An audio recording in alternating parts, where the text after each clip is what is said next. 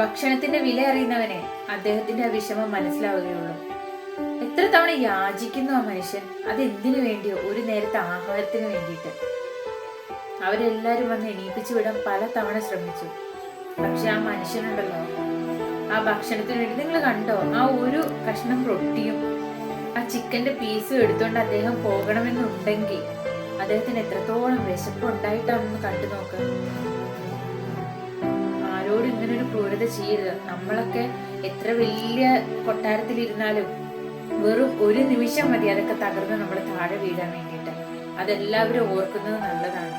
ഒരു നേരത്തെ ഭക്ഷണം അദ്ദേഹം കഴിച്ചിട്ട് പോയിക്കോട്ടെ എന്ന് വെക്കാൻ പാടില്ല. അതുകൊണ്ട് അവർക്ക് എന്താണ് അവിടെ കുറവ് സംഭവിക്കാൻ പോകുന്നത്? എന്ത് മനുഷ്യരാണല്ലേ!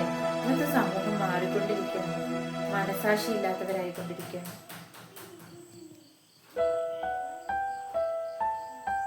കണ്ടിട്ട് സഹിക്കാൻ പറ്റുന്നില്ല കേട്ടോ അദ്ദേഹത്തിന്റെ ദയനീയമായിട്ടുള്ള നോട്ടം.